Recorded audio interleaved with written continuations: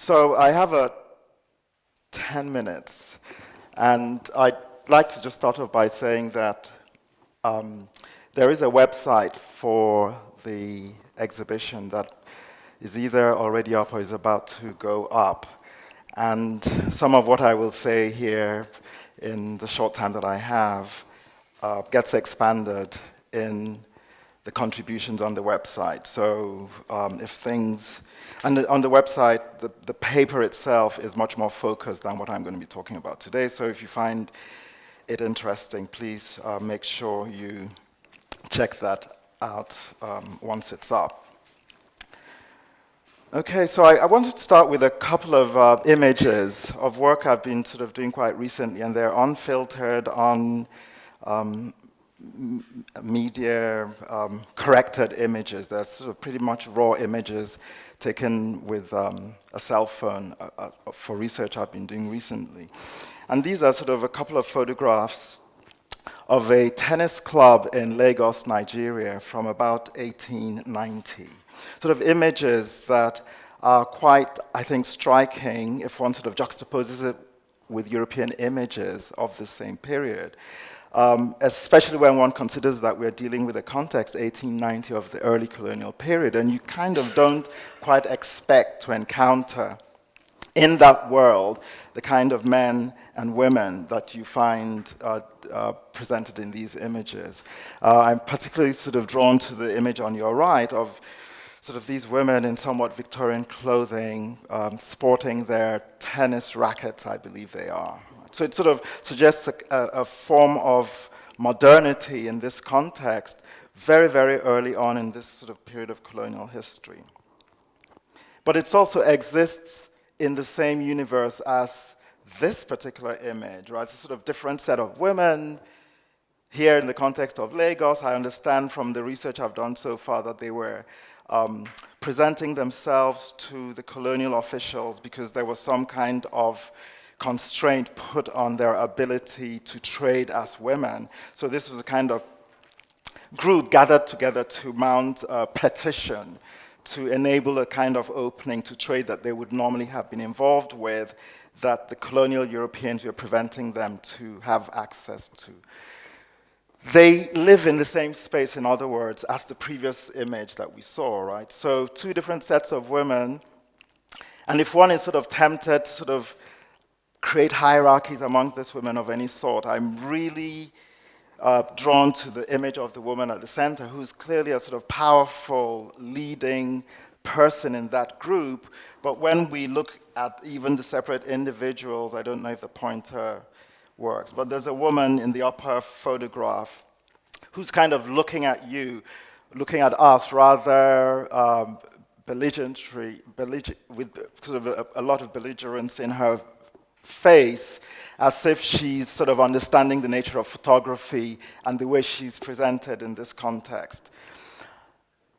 One has to also think that apart from the work it's doing as pure description, that there's a photographer behind it, right? So there's a person who we know was himself African. And in this period, there were loads of photographers already who were moving up and down the African coast from, I don't know, Senegal and Sierra Leone all the way to Nigeria and Cameroon. So apart from the image itself and the kinds of challenges it offers to us, we have to also sort of think that someone produced the image and what kind of history produced that individual as a photographer, especially if we're sort of speaking of photographers who were also itinerant and moving about a lot.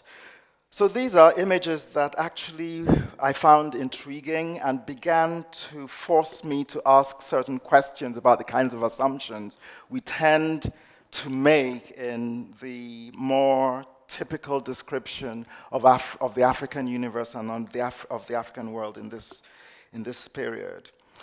But as I started to think more about the nature of the mobilities that would have been involved here, and we're speaking about not just mobilities of bodies moving in space, but also, as I will suggest, mobilities of ideas and how we actually begin to grasp and grapple with reconstructing and redescribing these kinds of movements, including the sort of social ones, exchanges between this group of women and the previous group of women who no doubt 20 years earlier would probably have appeared exactly like these women here do.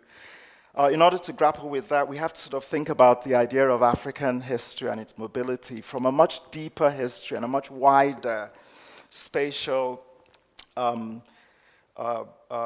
containment than what we tend normally to deploy and to use. So I thought we needed to go back and go back really quite far, because I think that Africa and its culture, we have to understand as a people or peoples who are absolutely well practiced in matters of motion and of movement. And I think one of the ways that one can sort of enter it in the brief time that I have, of course, is to look at an early map of Africa like this. No doubt produced by a European, by Abraham Ortelius, as you see here in the 16th century, I believe it's actually there in Antwerp in 1584. A map that we have to understand is produced in a period when no Europeans had actually been in the interior of Africa, right? So people were sort of trading around the coast. And you have to wonder, well, how did, is there a pointer? This would help. No, well, how did the information you see on that map actually get produced? Because when one places it next to a sort of historically and geographically accurate map, it's actually quite surprising the degree to which there's some accuracy in that map. I mean, there's distortions that we can now recognize. But for instance, if you look at the middle of the northern African part of that map, kind of halfway into the Sahara, you'll see there's a kind of snaking line right in the middle of it that supposedly represents the Niger River, right? But it sort of goes straight from east to west. There's something like a lake in the middle of it, and there's something like another lake at the other end. So someone on one of these coasts had been involved in a discussion with several Africans who were on the coast, who had traveled in the interior, they must have, in order for someone to actually produce what is a stunningly detailed and accurate map of where things are. There was the idea that there's a big inland body of water, that there's a lot of distance between it and the coast, and that you keep traveling, and that somewhere else you meet another huge body of water that is, after all, what we now know as Lake Chad. So when one sort of puts that map next to that, you can sort of see what the distortions are. The Niger River runs not east-west, but it's a kind of rather intriguing route that goes first from the southwest in a northeasterly direction, moves up to close to the Sahara, the Sahel, sort of bends, it turns round in a series of lakes and then starts to come back down. Sort of an unusual trajectory. You know, most rivers go pretty much straight down. Think of the Mississippi or the Nile, or even the Tigris and the Euphrates. So there was something unusual about the trajectory of this river that puzzled the minds of and imaginaries of the Europeans who produced this map. But my point is that there was enough of a knowledge from Africans on the coast to give us description that suggests exchanges amongst Africans, that they understood in some way the lay of the land and the lay of the continent, even though they probably actually didn't themselves ever see this map.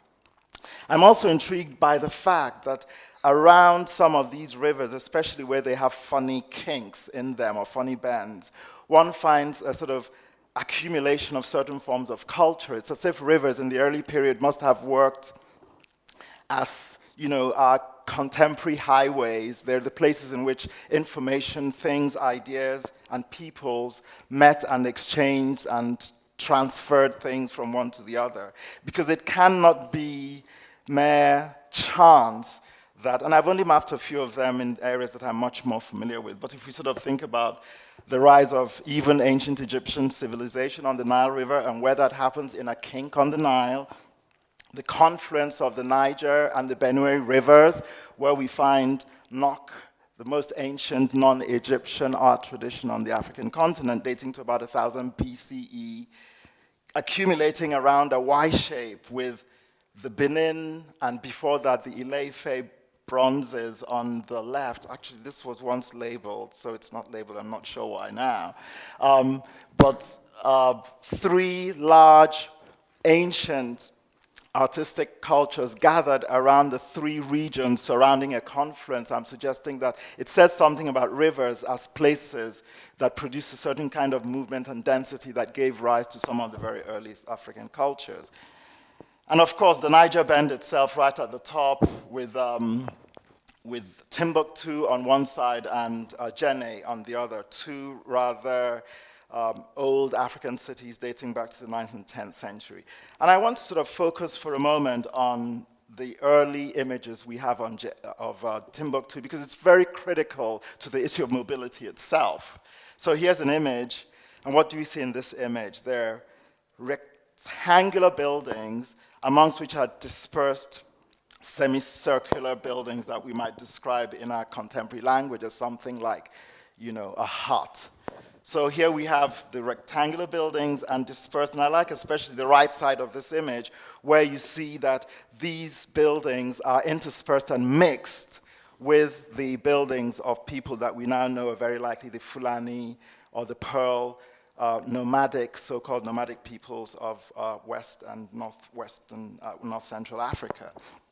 Still very much part of the landscape today. I kind of take randomly from the city of Agadez, where I was doing some work a couple of years ago, looking at sort of traditional architecture. And you can see that that style is still very much the tradition. And the hut, semicircular buildings that you saw in that image, you see also on the right. And the ancientness, but also the exchange of ideas between these two kinds of peoples inhabiting the same space in the West African context is also quite complex because certain kinds of objects were produced in relation to traditional pre-Islamic religion, this of a temple dedicated to a serpent deity of this period, that suggests that the architecture is complex enough for someone to be actually making models of it, and that it's an architecture that travels across space. So if you think about the Sahel, buildings based on this idea exist across probably something like 1,500 miles in actual space in the Sahel region. So that it suggests there's a kind of movement of ideas in this zone that we need to pay attention to and recognize, therefore, that there's an ancient history of movements and sharing of ideas in this context. So here's the detail again.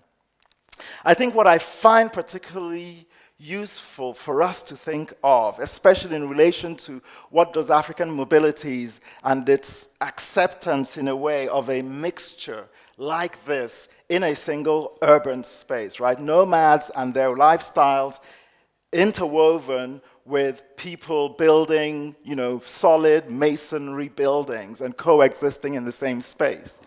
Might it have anything to sort of teach us in our contemporary world?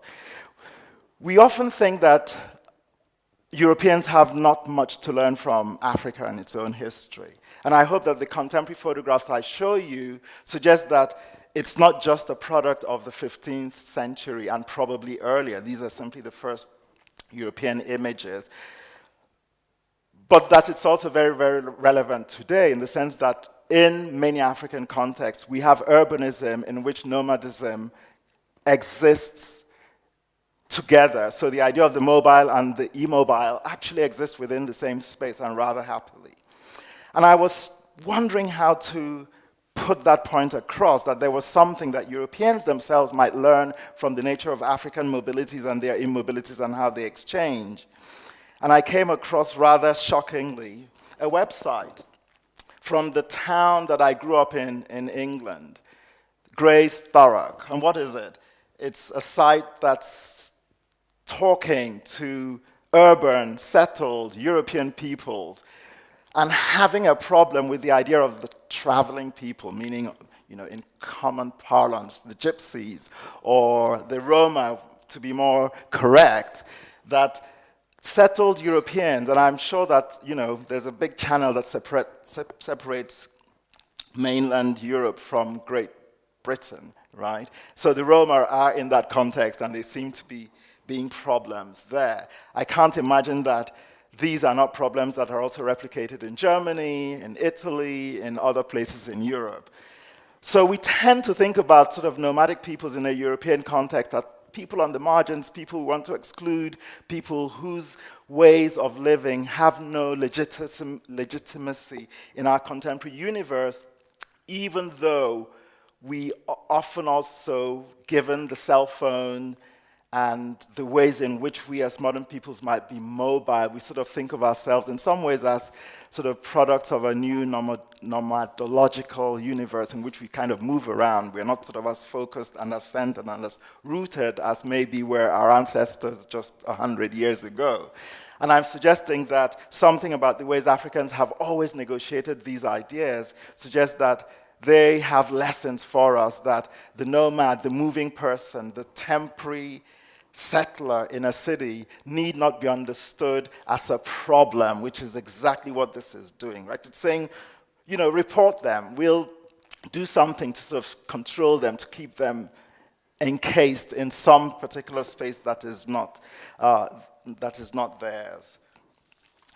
So I think with those comments, I come to the end, and I would simply conclude by saying that in order to go back to Africa and to understand even some of the examples that I've suggested, we need to understand that a much more complex way of knowing needs to be put in place.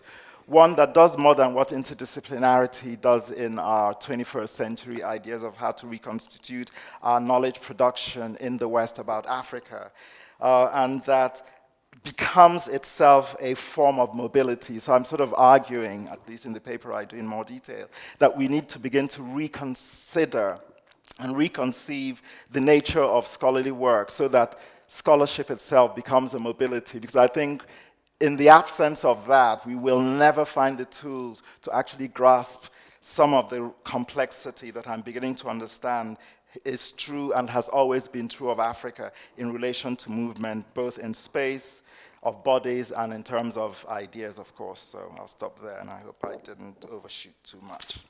Thank you.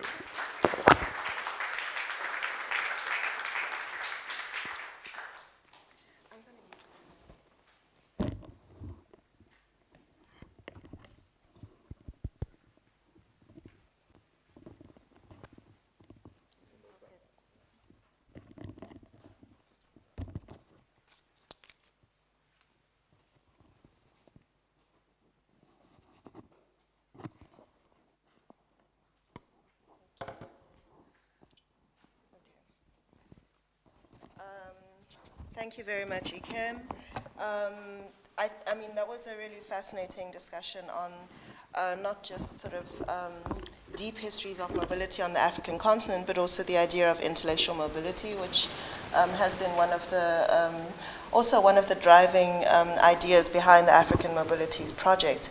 And I think that it's quite fitting to have Global Africa Lab as our next set of contributors to the conversation, precisely because both Professor Mabel Wilson and Mario Gooden, who make up Global Africa Lab, are very interested in how to use design methods and research aided by new technologies in order to explore the spatial topologies of the African continent and the diaspora, which is another kind of mobility too. So Global Africa Lab's innovative research and pedagogical agenda examines how the unique political histories and contemporary forces of globalization shape the architecture, urbanism, culture, and ecologies of both Africa and the diaspora. So please join me in welcoming Mario Gooden and Mabel Wilson, who make up 2/3 of Global Africa Lab.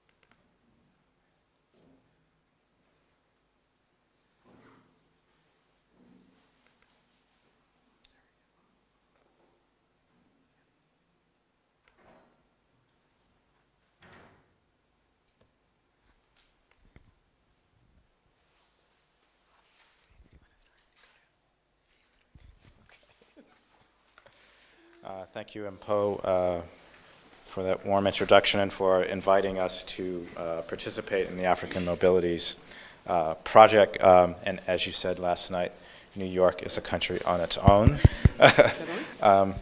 Yeah, can you guys hear me? Yeah, so Mpo mentioned a little bit about Global Africa Lab, and we thought we would just, within the sort of 10 minutes, maybe take 20 seconds to talk a little bit or show you just some images from what we do as part of Global Africa Lab. These are just some images from a workshop that we conducted called the Afro-imaginary. This is from Harare in 2017. Mabel.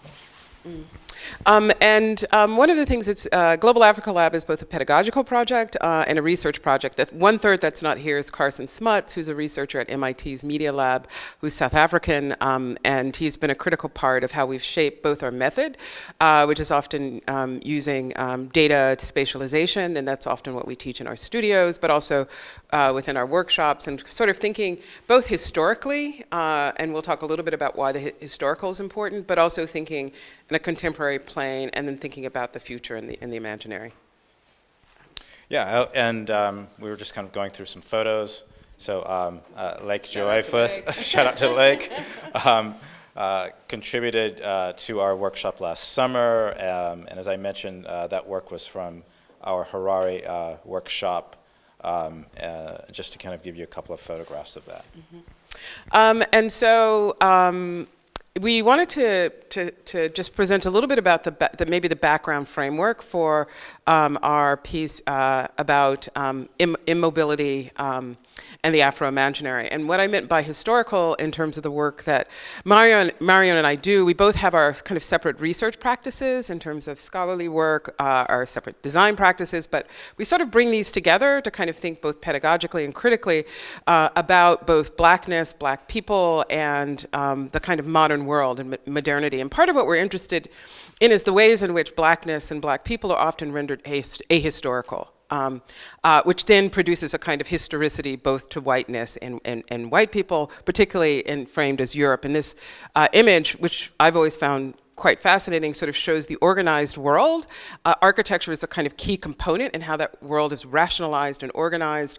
And you could see heraldry, cartography, music, mechanics, and then knowledge represented in that world. And this is liberty freeing the slaves, and the slaves are rendered against this sort of bucolic pastoral background of nature. And then the ships in the background are there to take the freed slaves back to Africa. So the question of mobility, because in America, the idea of a free black person, a freely mobile black person, was anathema to people like Thomas Jefferson, who is also an architect. So the correlation around what architecture does in terms of organizing space and its his racialization, I think, is very kind of key to what we do in Global Africa Lab, and in particular this idea of the representation of Enlightenment, post-Enlightenment values of democracy, freedom, but nonetheless, Washington, D.C. was built by the enslaved, and then was also a depot and a major center for the slave trade.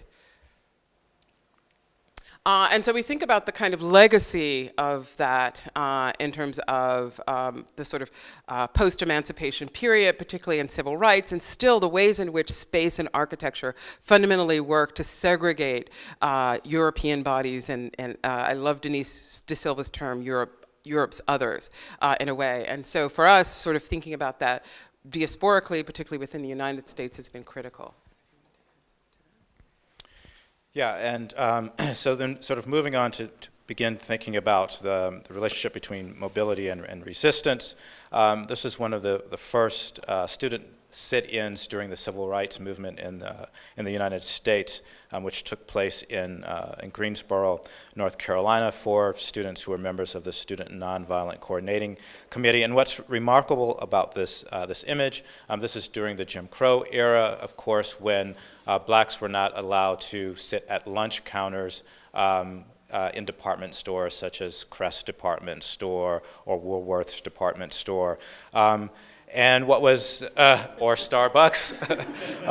But what's interesting about this, as Cornell West points out, is that these were ordinary people reacting to the radical contingencies of everyday life and taking radical action. And as Michel Foucault has written, liberty is a practice. So we see this sort of the students are enacting a practice, not necessarily knowing what would happen to them, but enacting this practice and forming a kind of resistance to the Jim Crow era. And so our project started to sort of think about the ways in which this kind of question of mobility and movement, free movement through the cities, through space, but also the absolute opposite, the kind of immobility and the containment of mobility sort of plays itself out across the larger landscape, in particular where we are in New York City. And we started to sort of think about this sort of paradoxical situation, particularly in the 1950s, in which you had massive urban renewal projects. And one of the mechanisms was to run freeways connecting often white suburbs back to cities, and these were often cut through the poor neighborhoods, which were often black and brown people, right, the poor. And so we were interested in the ways in which this highway construction actually cut through significant neighborhoods within New York City. Yes, and and this was happening at the same time, as the student protest during the civil rights movement. However, and this is a really sort of interesting image of the Cross Bronx Expressway going through the upper part of Manhattan into the Bronx, which presents this kind of idea as it's a kind of verdant sort of landscape, if you will, right? However, the reality of it is such that it involved sort of mass destruction. So you can begin to kind of glimpse the sort of fabric that was on the left and the fabric on the right, and what must have been demolished in between to make this path for the Cross Bronx Expressway. And in New York City, Robert Moses was the agent, or the change agent, and talked about ideas of beautification. Slum clearance was important, and this is a post or a letter. Mr. Mayor, displace Commissioner Moses and not families, and really, it was amazing sort of how woke this was, because it really outlines exactly what was at stake and what people felt was, and as James Baldwin described it, it wasn't urban renewal, it was Negro removal. So in the same way that blacks were placed into these communities, often at very high rent, so there was profit being made, then at the same time, these horrible conditions were also seen as blight, and then in need of removal. And so architects and planners were keenly a part of imagining and envisioning precisely what that new landscape would be rendered. Yeah, one of the sort of most radical proposals was called the Cross Manhattan sort of artery. Those of you who sort of know New York, so this would be right along Canal Street.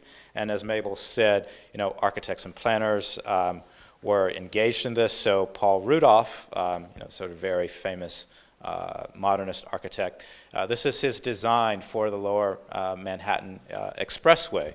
And I'm just going to sort of go quickly here, just kind of to show you some of the model and some of the renderings. And so one can imagine, radically how this would have changed Manhattan, essentially sort of bifurcating Lower Manhattan and Midtown.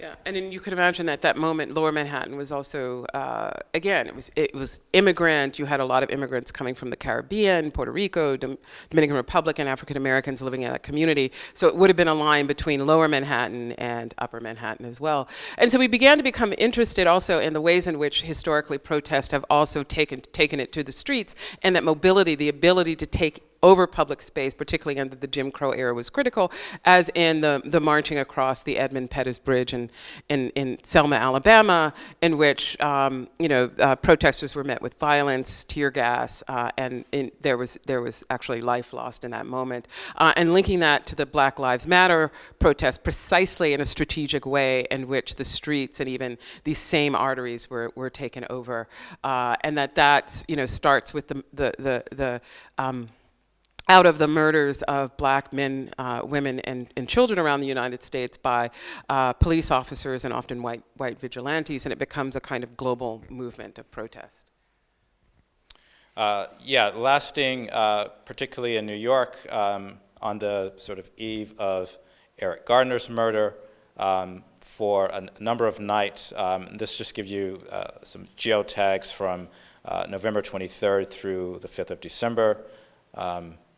And then sort of quickly here, over a kind of 1 week period, and you'll see some more elaboration of this in the exhibition, in the museum. Protest and the ways in which those protests were engaged in taking over some of these arteries, such as the West Side Highway. You see the orange one there on December 4th, and this would have been the path of the Lower Manhattan Expressway.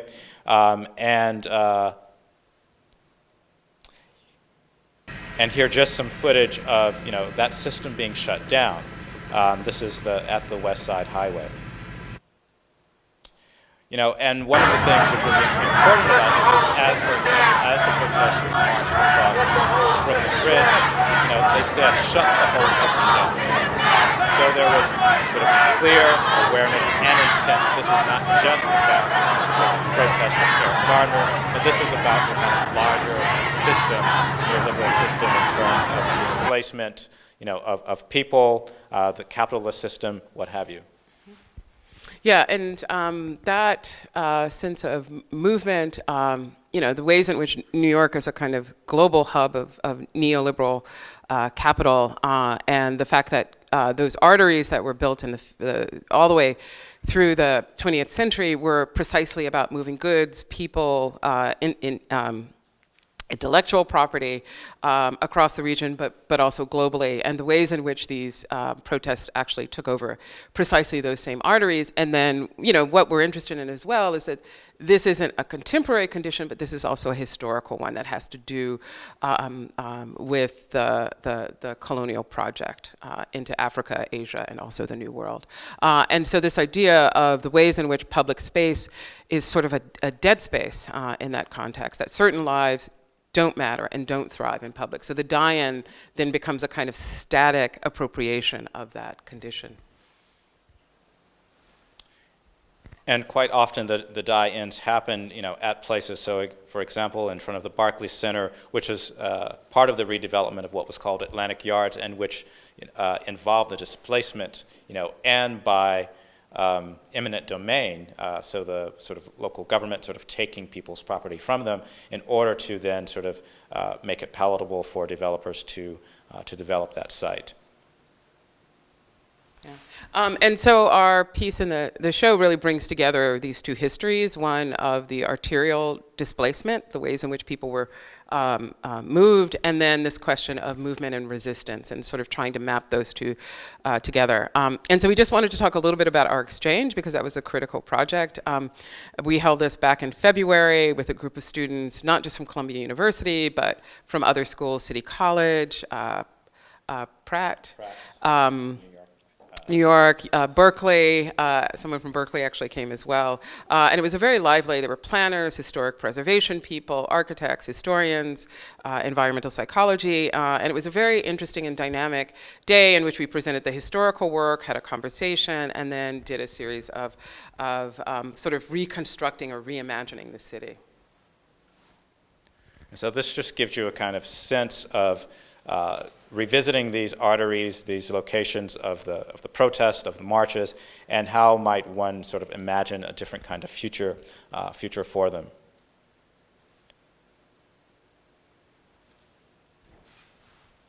So I think that's it. We are out of time. Thank you.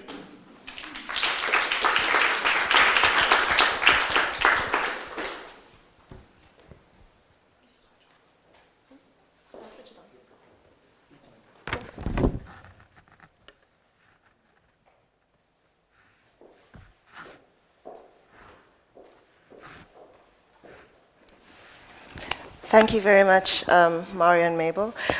So far we've actually had two themes that I think come together quite nicely with our third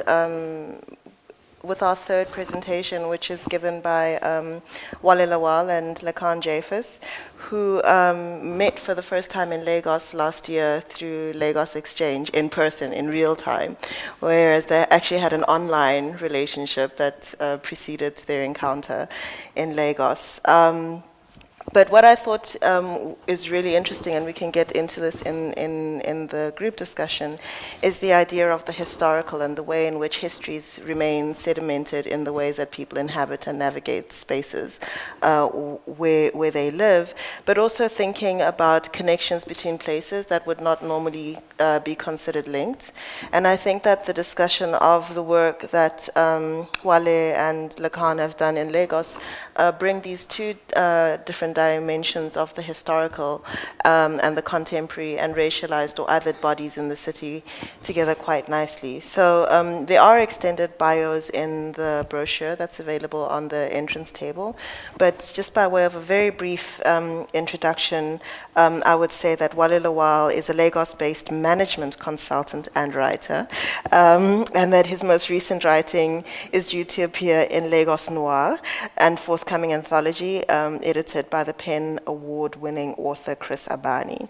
Wale is also the founder and editor-in-chief of the Nigerian and African Affairs journal, The Republic. He tweets as Wale Lawal, and he's also about to become a graduate student at Cambridge University.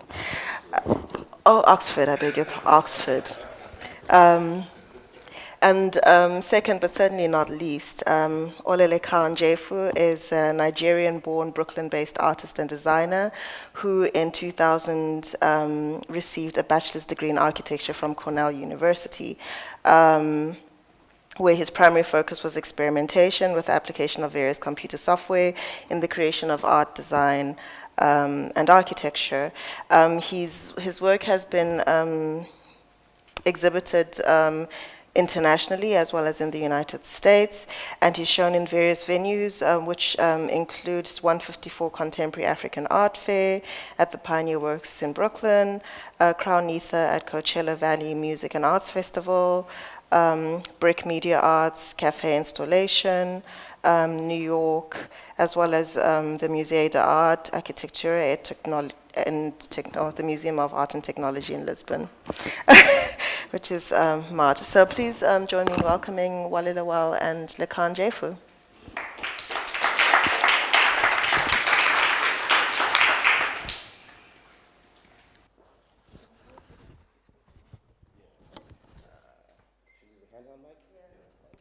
One, two, 1, 2. It's on? All right, good. Thank you very much for coming out this morning. Thank you, Mpo, and of course to you. So we're going to show the last of our Mad Horse Cities animation. It's called Dreamscape. And so Mad Horse City is a collaboration between myself and Wale. So I had this project called Shanty Megastructures for Lagos, Nigeria, where I looked at sort of communities like Makoko and kind of took the sort of organizational and typology language of these communities and then scaled them up to a sort of this colossal, large megastructures that would then be placed throughout privileged sites throughout Lagos, Nigeria. The point being to say that, you know, these marginalized communities have visibility and presence and prominence in a particular sort of future reimagining of not only Lagos, but pretty much the world. The idea that, you know, that Africans will be in the future and exist in the future and can be part of this kind of imagination and kind of world building and recreating. So that was a backdrop for that. Working with Wale, he sort of, you know, looked at this project and then he created narratives to really give this world life, to show you, you know, the sort of daily experiences, the kind of culture, the sort of governing and organizational bodies within this world, and then passed it back to me, and then I animated it and, you know, went back in and recreated a whole new world to accommodate his narratives. But this one, I think, is fascinating because it is the least sort of mobile of our, you know, of these three narratives, but simultaneously through a kind of virtual disembodiment is probably the most mobile. You know, the individual travels the furthest, and I think Wale will break it down a little bit further as well. Yeah, so I think The general idea with Dreamscape, which I think we're about to show you, is this tension or interaction that occurs between virtual and physical space. So when we think of cartographies and when we think of African mobilities, often we're thinking of physical space, how people move, around physical geographies. But there's also a kind of mobility that occurs, virtually, whether it's through social media, whether it's through the internet, or even other digital spaces. And one of the fascinating things about virtual space or virtual mobility is the fact that it kind of subverts almost everything that we kind of know about physical mobility. So now it's no longer, kind of Western, it's no longer only a Western gaze at, African lives. It's also what African lives, have to say about Western lives. So you will see that in Dreamscape, which explores a kind of futuristic Lagos, an individual experience of, virtual, space and movement. What you will see is how other virtual movements, how other Western virtual movements or virtual movements that are not necessarily local to the individual, affect even the mental psyche of that person. So how does my seeing, how people are living on Instagram, in America, or witnessing protests, through Twitter, affect my own understanding of my own, space, or my own even mental space if I'm in Lagos, for example, or if I'm in Nigeria. So that's one of the things that Dreamscape, explores. But generally, we're looking at, class-based structures in a kind of futuristic Lagos. Lagos is a very, classist society, even though we don't like to say it ourselves, but it is. A lot of things are built on, access and the ability to, afford certain things. So one of the things that Dreamscapes explores, because the main character in Dreamscapes is supposed to be a worker, a laborer, it's exploring that kind of class-based system. So you're looking at somebody who is, poor, not being, as Lakon said, very mobile, but also quite mobile because of the technology of, assisted dreaming. You're able to kind of, leverage what other people have dreamt. It's the kind of technology of this system, and you're able to kind of dream what other people have, dreamt. And a kind of Netflix, style technology where you have different catalogs of life and living, just as you have on social media and as you have on other digital spaces. So I don't know if we want to show, so that Without further ado,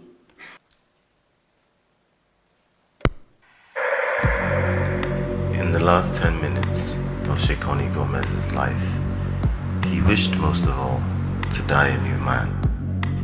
It was evening in his studio apartment in München, which he hated, for this part of Lagos was noisy, with the horns of vehicles outside.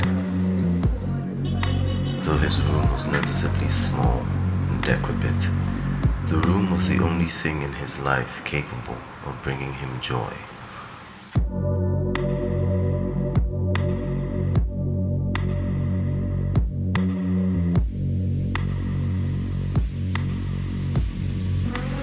In a corner of the room, Shekoni, a young man in his early 20s, stood barbing his hair in front of a sink and broken mirror. He was finishing up on his shape-up when he began to wonder what would be the smoothest way to die.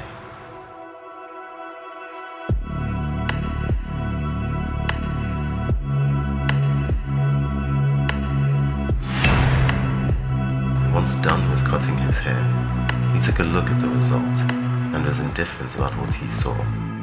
In the mirror, he was unsmiling, hardened, not much older than he was. A holographic lifetimer on his forehead claimed he had 9 minutes and 2 seconds left to live. AI, how we go be this night? I hear say all the destinations for Lagos still dey behind firewall. That's true, okay. All online entertainment activity are prohibited until further notice. I beg, forget that one. Now where have you dreamed today? Don't forget your dream guide, sir.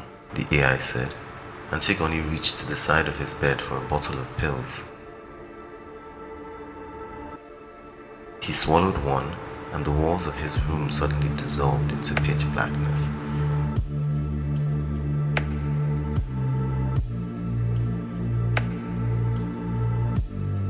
According to the life timer on his forehead, Sheikh only had 7 minutes and 48 seconds left to live.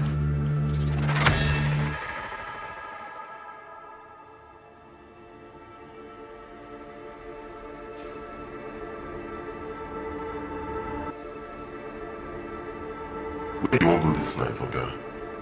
Show me the latest, he replied. Gradually, the walls of his room transformed into a satellite image of Earth from space.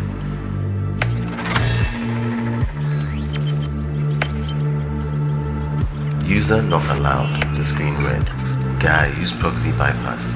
Code 92466 You are now dreaming on a secure network. What followed then was a catalogue of 6 newly added destinations. Would you like a trip to Goree Island?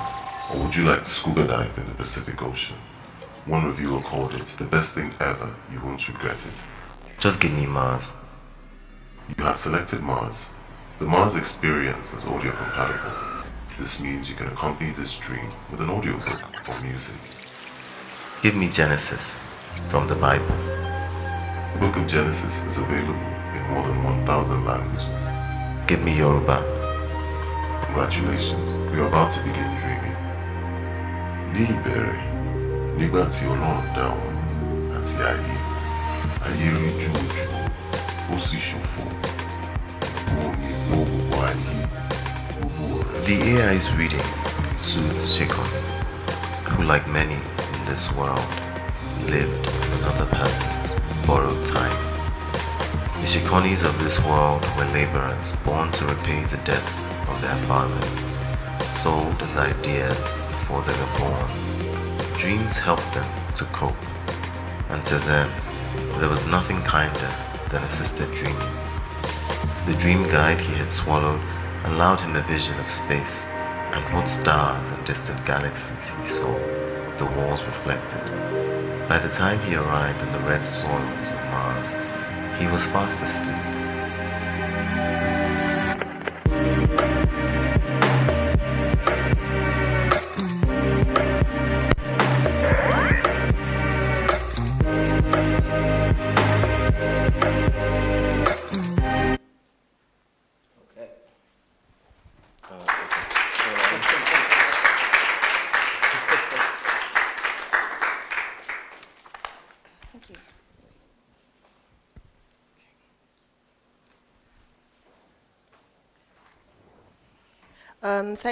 Thank you very much. I'd like to invite Mario, Mabel, Ikem, Lekan, and Wale to please come and join us at the front of the room. We need one more chair.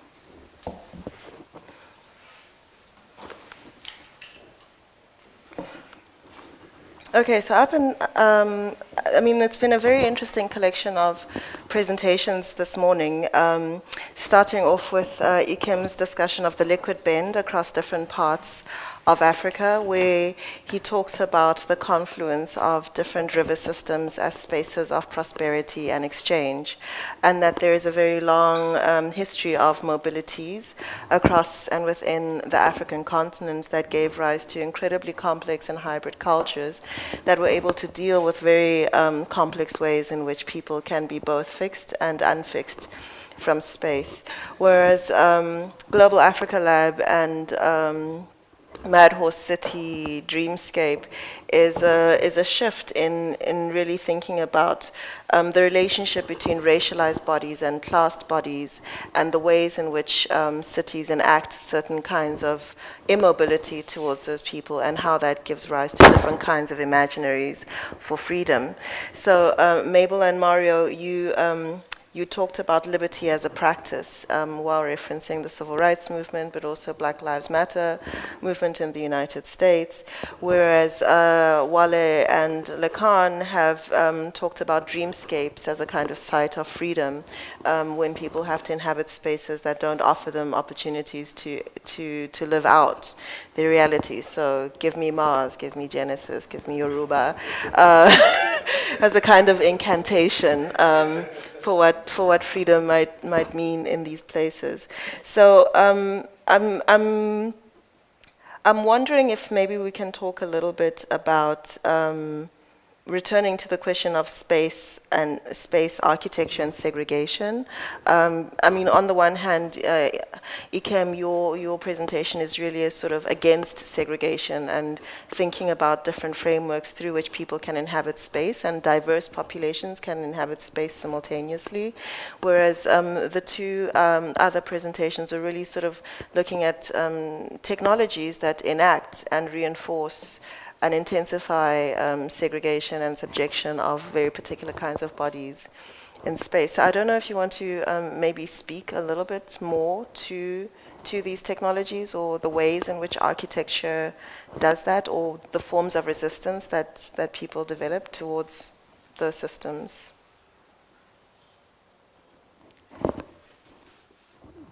Just speaking on, the technologies, I think that even though like Dreamscapes is it's set in 2115, it's a kind of, and explores how technology fuels kinds of segregation and separation. I think it's nothing that we aren't experiencing now. I think there's a fantastic essay by Zadie Smith, which is called On Optimism and Despair, where she talks about Western liberalism and how, even with Western liberalism at, its peak, you could still have, Brexit happening, and of course you could still have a Trump government. And basically the argument that she makes is that with being online, for example, with social media and how, people, start to think within a herd, what we end up doing is creating echo chambers in which, we kind of fuel our own ideas in these closed-off communities. So when you bring that back to, virtual spaces in, areas like Dreamscapes, there's no reason why, when you're thinking about, mobility and immobility, there's a way in which technology can fuel immobility. There's a way in which technology can fuel a restriction of the person. And then it becomes really interesting because you get to see, conflicts or interactions between virtual and, physical space. So you have black bodies, of course, in virtual realities.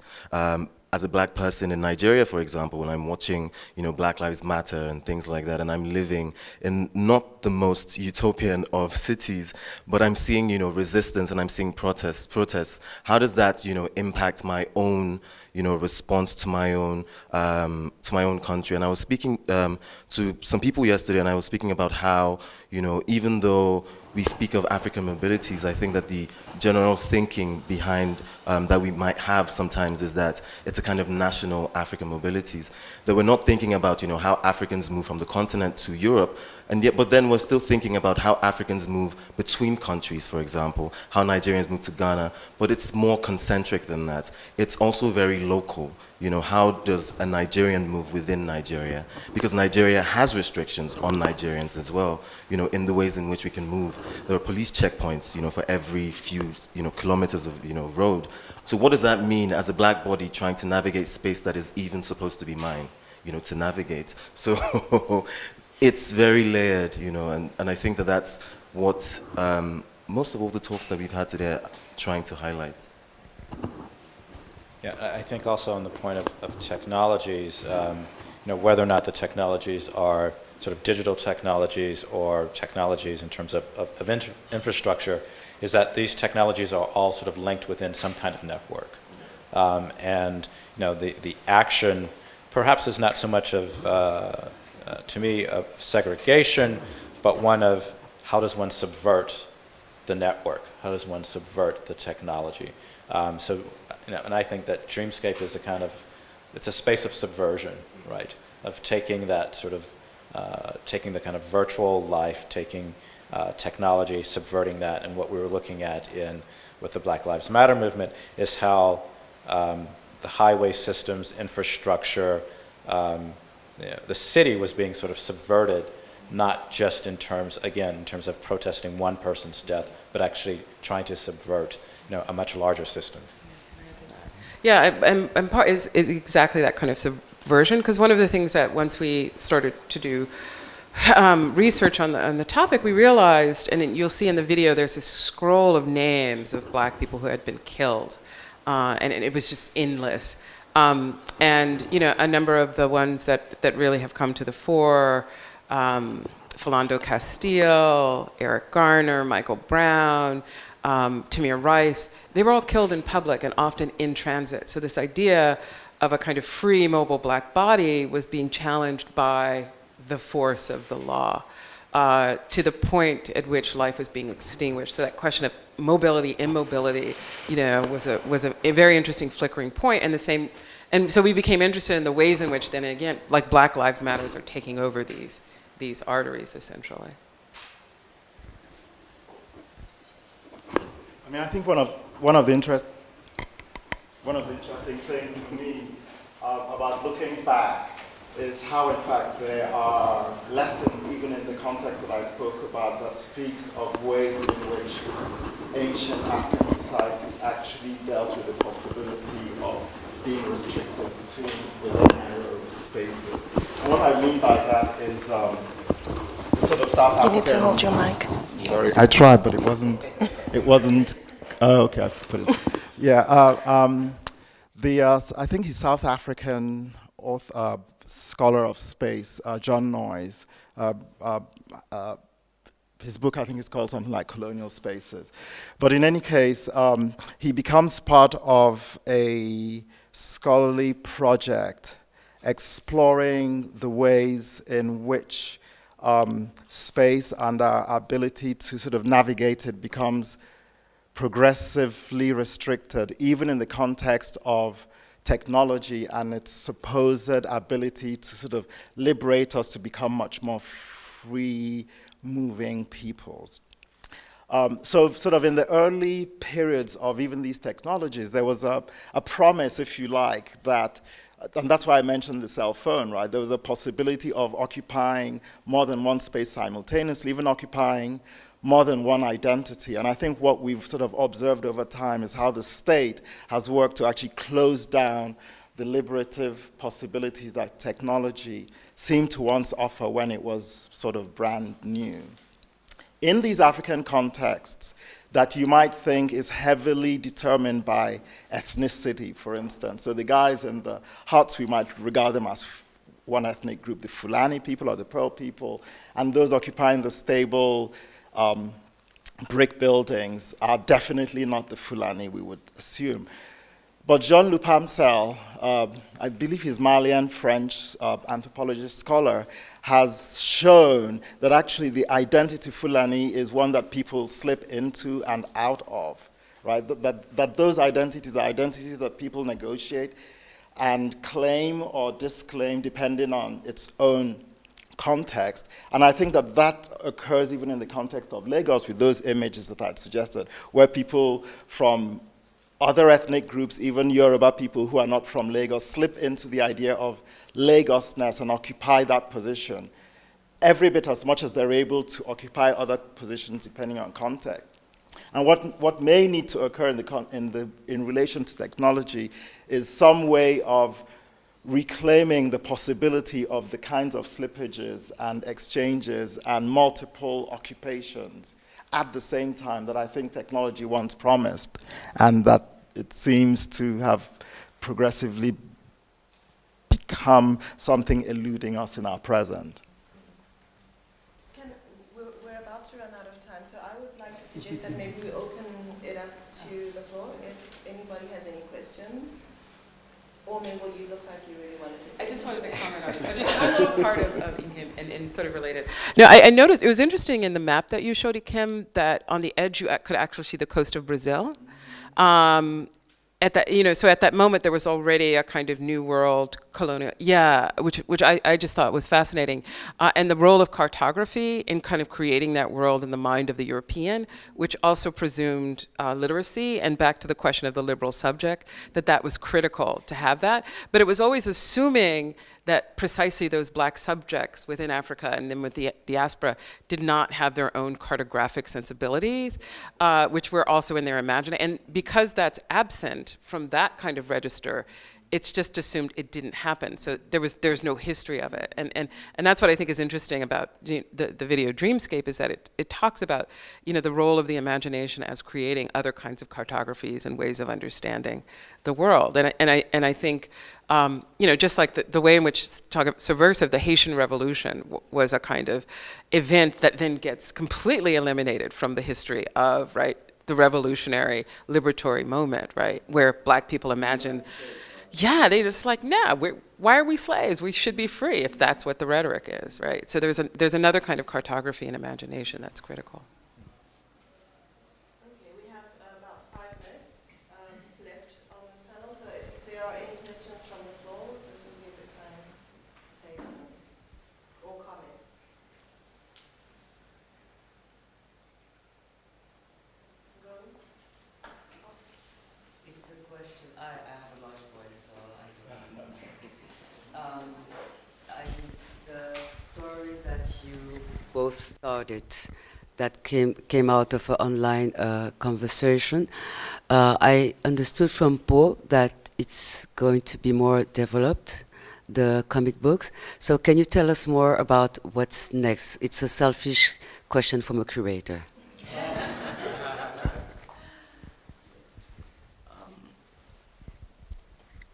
Yeah, so we have, these are just the first 3 kind of vignettes and glimpses into this world.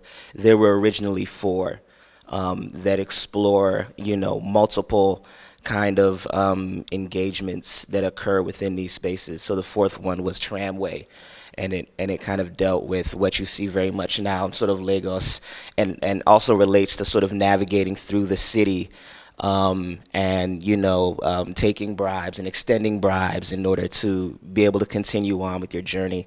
So we're exploring a lot of contemporary issues and projecting them into the future. They're both simultaneously very familiar, but also have a kind of edge, sort of futuristic reimagining of these things that are very present kind of issues. So we're going to continue to look at the entire breadth of this world, and focus very specifically on any number of things.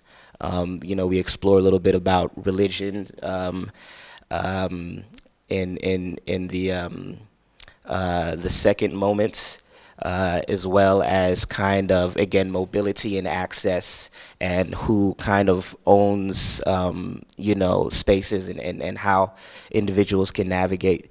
The interesting thing in creating the sort of Shanty megastructures world was then when I gave it over, to Wale, there became even more kind of class distinctions and even more marginalized communities that occurred within the original sort of idea behind it, So it's becoming far more layered and more nuanced. And even in Dreamscape, I don't know if it was apparent, but the Dreamscape is actually even kind of a hacked system. So the character, Sigoni, his standard package wouldn't include the Gory Island or all those things. This is him hacking into it. So when it says user not allowed, and he runs a particular code to boot it back up, to then give him further access, and back to the issue of kind of subverting the system. So we're just trying to, yeah, exactly. So yeah, we're just kind of layering up the experiences and the stories and the nuance to sort of flesh out this world. Yeah.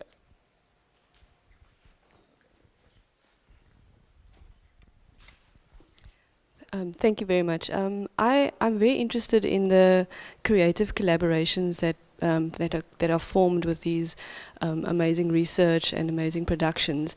And I wanted to ask from the panel if you could maybe talk a little bit about the strength or the kind of power of those collaborations, because part of this exhibition was to set up very particular, partnerships and the exchanges.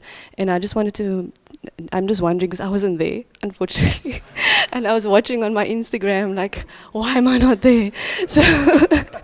So I'm just desperate to hear more about that. So if anybody wants to talk a little bit more, thanks.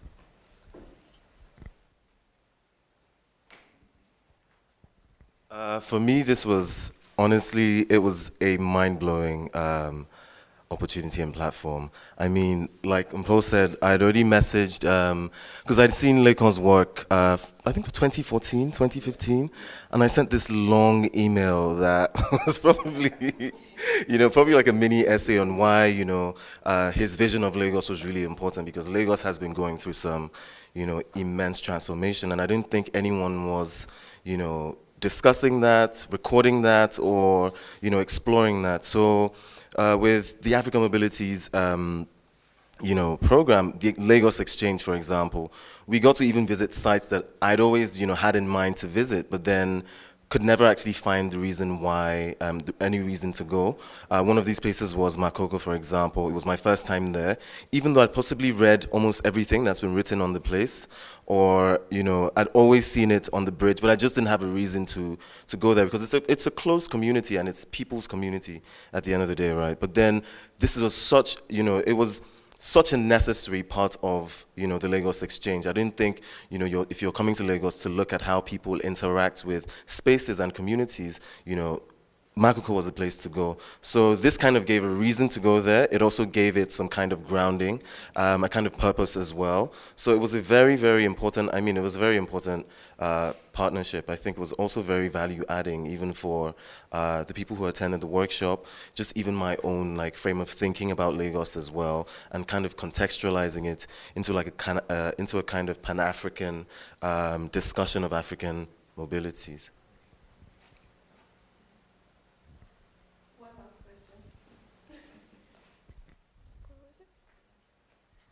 Thank you.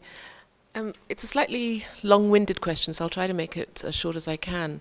The word for an architect in Zulu, I'm told, or one of the many words that describes what an architect does, is a magician of space. But the word magician in this context is more akin to an alchemist. And I think in the European languages, an alchemist it's also quite shrouded in mystery where this word comes from. But it's about altering and changing shapes and states. And when I think about most Africans, I don't think there's a single African I know who does not speak more than one language. So this issue of translation and transmutation and transformation is really embedded in the psyche. And so on the one hand, there's a kind of architectural practice that's all about transformation, translation, transmutation. But architecture's innate character, I think, is the opposite. It's to fix and to root. And I just wonder if the panel find this tension between a kind of creative desire that wants to be free of its roots and a discipline that wants to root it. I wonder if you find that productive. I'm going to suggest that that we continue this. I think it's an important question, and I think it returns us to the discussion of Timbuktu and these hybrid settlements and multiple communities moving in and out. However, I'm going to have to invite us to please have this conversation over coffee while we move on to the next panel, and to continue the conversation even further at the jam session later on in the afternoon. Thank you for the great question, Leslie. Unfortunately, we've run out of time to keep talking, but please do it over coffee while we take a 10-15 minute break. Thanks.